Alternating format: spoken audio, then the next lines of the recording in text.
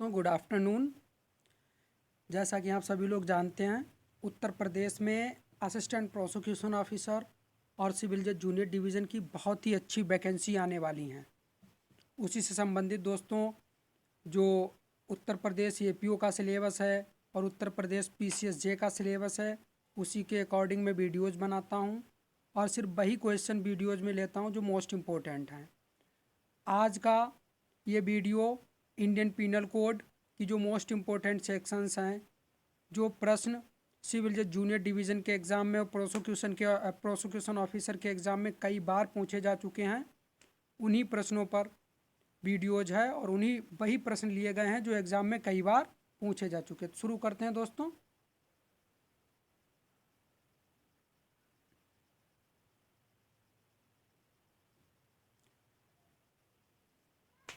आजीवन कारावास को कितने वर्ष के कारावास के तुल्य माना जाता है? ये प्रश्न कई बार एग्ज़ाम में पूछा गया। तो इसका करेक्ट आंसर है 20 वर्ष तक के कारावास। जो आजीवन कारावास है, ये जो है वो 20 वर्ष के समतुल्य माना जाता है। ठीक है दोस्तों। नेक्स्ट, जुर्माना न देने पर कारावास जबकि अपराध केवल जुर्माने से दंडित हो, प्रावधान। तो जो Indian penal code 1860 under section 67 है, इसमें कहा कि इस बात का प्रावधान है, बताया गया कि जुर्माना न देने पर कितना कारावास दिया जा सकता है जबकि अपराध सिर्फ जुर्माने से ही दंडित हो। मतलब ऐसा अपराध जो सिर्फ जुर्माने से दंडित हो और जुर्माना ना दिया जाए तो अधिकतम कितने दिनों का कारावास हो सकता है। तो ये जो प्रावधान है वो धारा 67 में दिया गया है। एकांत परिरोध प्रावधान करती है। तो एकांत परिरोध को डिफाइन किस में किया गया? एकांत परिरोध को डिफाइन किया गया है 73 में। एकांत परिरोध मोस्ट इंपॉर्टेंट है, डिफाइन किया गया। एकांत परिरोध क्या मतलब? एकांत में रखना मोस्ट इंपॉर्टेंट है। तो एकांत परिरोध जो है प्रावधान कौन सी धारा में? धारा 73 में। नेक्स्ट क्वेश्चन,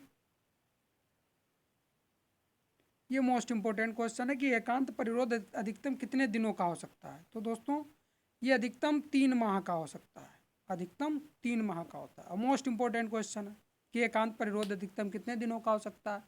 तो ये 3 माह तक हो सकता है। नेक्स्ट, ये प्रश्न भी कई बार एग्जाम में पूछा गया। एकांत परिरोध एवं एकांत परिरोध की परिसीमा को समझाया गया। तो ये समझाया गया है धारा 73 और 74 दोनों में। मोस्ट इंपॉर्टेंट, धारा 73 और 74 दोनों में। नेक्स्ट क्वेश्चन, पूर्व दोष सिद्धि के लिए भारतीय दंड संहिता की धारा किस धारा के अधीन प्रावधान किया गया? तो पूर्व दोष सिद्धि के लिए जो प्रावधान है वो भारतीय दंड संहिता की धारा 75 से संबंधित है। ये प्रावधान धारा 75 में दिया गया। नेक्स्ट क्वेश्चन,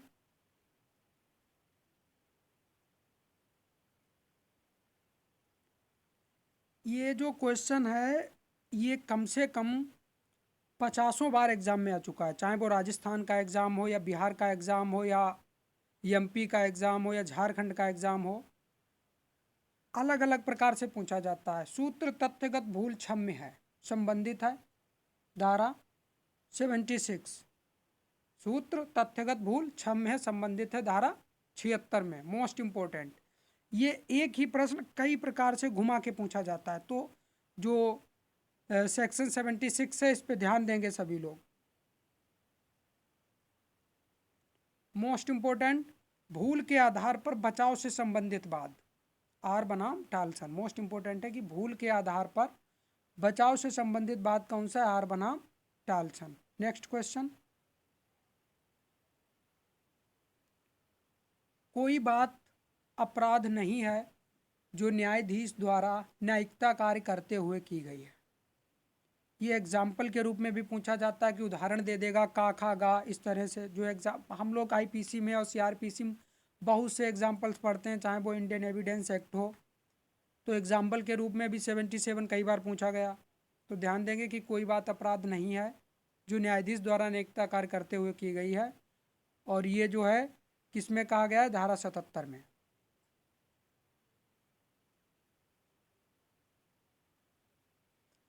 अब देखते हैं दोस्तों, जो 10 नंबर क्वेश्चन है मोस्ट इम्पोर्टेंट है। कहा कि न्यायालय के निर्णय के अनुसरण में किया गया कार्य। अगर न्यायालय किसी कार्य के लिए निर्णय करता है या आदेश करता है तो उस आदेश के अनुसरण में, न्यायिक प्रक्रिया के अनुसरण में कोई भी कार्य किया जाता है तो वो कार्य का जो उत्तरदायित्व है वो न्यायालय पर ही होता है।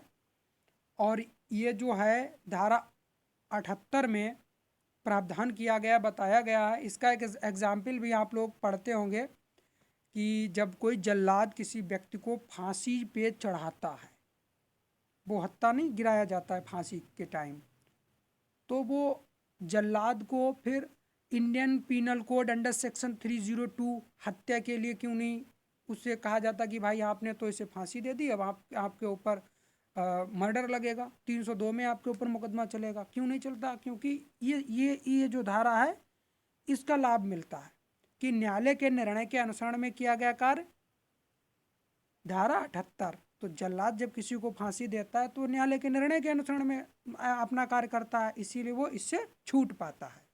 ठीक है दोस्तों, मोस्ट इंपॉर्टेंट है, एग्जाम्पल के रूप में कई बार पूछा गया।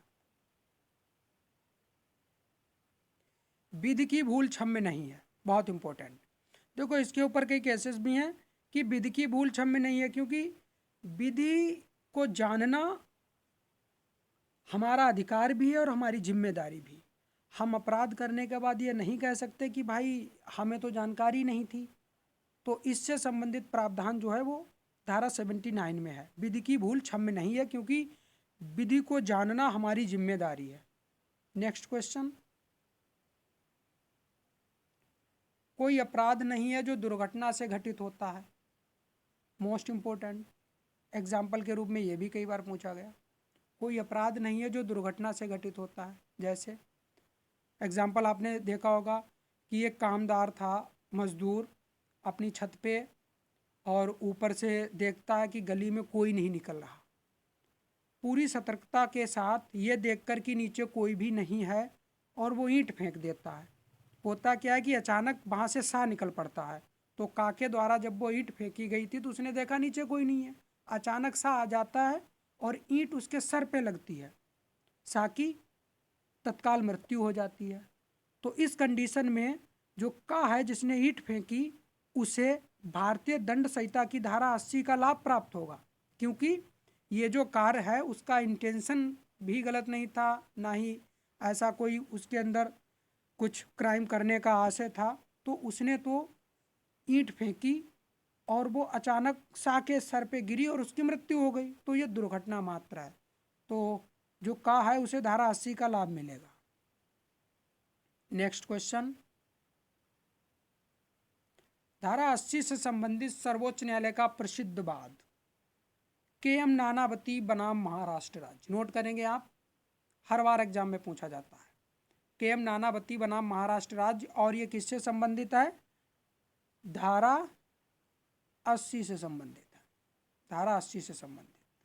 नेक्स्ट, आवश्यकता के आधार पर प्रतिरक्षा से संबंधित बात, ये भी मोस्ट इंपोर्टेंट है। आर बनाम डडले एंड स्टीफन, ये तो सभी, इसका एक्सप्लेन तो सभी ने पढ़ा होगा। इसकी जो समरी है, आर बनाम डडले एंड स्टीफन जो है वो आवश्यकता के आधार से संबंधित वाद है। ना समझ गुड़िया को आपराधिक दायित्व से छूट। अच्छा, ये क्वेश्चन मोस्ट इंपोर्टेंट है। ना समझ गुड़िया को आपराधिक दायित्व से छूट, इसका मतलब यह है कि कोई भी ऐसा बच्चा जिसकी उम्र अनधिक 7 वर्ष, मतलब 7 वर्ष से नीचे का, तो उसे आपराधिक दायित्व से पूर्णतः मुक्त समझा जाता है। इसीलिए जो धारा 82 है इसमें कहा गया है कि ना समझ गुड़िया को आपराधिक दायित्व से छूट प्राप्त होती है, क्योंकि 7 वर्ष से कम के बच्चे को अपराध करने में, स्वेच्छा से कार्य करने में अक्षम माना जाता है। स्वेच्छा से कार्य करने में अक्षम का मतलब वहाँ से हम ये नहीं लगा सकते पानी पीना, खाना खाना। मतलब अगर वो किसी को मृत्यु कारित करता है तो उसे जो है कोई भी व्यक्ति या कोई भी न्यायालय कोई भी अधिकारी अपराधी नहीं ठहरा सकता, क्योंकि उसे भारतीय दंड संहिता की धारा 82 का लाभ प्राप्त होगा। नेक्स्ट क्वेश्चन, आत्महत्या के प्रयत्न से संबंधित वाद, पी रथीनाम बनाम भारत संघ। मोस्ट इंपोर्टेंट है दोस्तों, सुमेलन के लिए कई बात भी एग्जाम में पूछे जाते हैं, तो हम लोग तैयारी ऐसे करेंगे कि कोई चीज़ छूटे ना। दोस्तों कुछ महत्वपूर्ण बाद मैंने नोट किए थे, तो उससे संबंधित मैंने एक पेज भी अपलोड किया है अपनी वीडियो पे, देखेंगे। एम.एच. जॉर्ज बनाम महाराष्ट्र राज्य वाद संबंधित है दुराशय से। Most important, M H. जॉर्ज बनाम महाराष्ट्र राज्य संबंधित है दुराशय से। नेक्स्ट, महबूब शाह बनाम एम्परर वाद संबंधित है सामान्य आशय। नेक्स्ट, मैक नॉटन का वाद संबंधित है उन्मत्तता। अच्छा, उन्मत्तता या पागलपन, ध्यान देंगे सभी लोग, ठीक है। मैक नॉटन का वाद संबंधित है उन्मत्तता, भारतीय दंड संहिता की धारा 84, या हम इसे विकृत चित्तता भी कह सकते हैं, या हम इसे पागलपन भी कह सकते हैं। नेक्स्ट, क्वीन बनाम कॉलिंस का वाद प्रयत्न से संबंधित है। नेक्स्ट, आर बनाम डडले एंड स्टीफन का वाद आवश्यकता से संबंधित है। तुकाराम बनाम महाराष्ट्र राज्य मथुरा बलात्संग मामला, ये बहुत ही चर्चित मामला है और बहुत ही इंपॉर्टेंट। तुकाराम बनाम महाराष्ट्र राज्य मथुरा बलात्संग मामला किससे संबंधित है? भारतीय दंड संहिता की धारा 376। राज्य बनाम नलिनी, राजीव गांधी हत्या का मामला, most important. Next, Barendra Kumar Ghosh बनाम एम्परर पोस्ट मास्टर हत्या का मामला। नेक्स्ट, महाराष्ट्र राज्य बनाम सुखदेव सिंह जनरल A.S. वैद्य का मामला। तो दोस्तों सुमेलन के लिए कई केसेस पूछे जाते हैं, तो हम लोग केसेस की तैयारी करेंगे। और हम तैयारी कैसे करेंगे केसेस की? जैसे हमने देख लिया कि बारेंद्र कुमार घोष बनाम एम्परर कहाँ से संबंधित है? पोस्टमार्टम हत्या का मामला, और ये सामान्य आशय से संबंधित है। सामान्य आशय क्या हो गया? धारा 34। तो हम लोग जो भी पढ़ेंगे उसे एक्यूरेट पढ़ेंगे, इस तरह से उसमें कुछ भी छूटे ना, ठीक है दोस्तों। तो दोस्तों फिर आज की वीडियो कंप्लीट होती है, नेक्स्ट वीडियो लेके जल्दी उपस्थित होते हैं। और हमारे चैनल को प्लीज़ सब्सक्राइब करें और वीडियो को लाइक करें। दोस्तों बहुत मेहनत करते हैं, हम भी देखते हैं, हम बनाते हैं वीडियोज, बच्चे देखें, स्टूडेंट्स देखें, हमारे दोस्त देखें, और उनका सिलेक्शन हो असिस्टेंट प्रोसिक्यूशन ऑफिसर, सिविल जज जूनियर डिवीज़न। तो दोस्तों वीडियो देखें और हमारी वीडियो को लाइक करें, चैनल को सब्सक्राइब करें। धन्यवाद दोस्तों।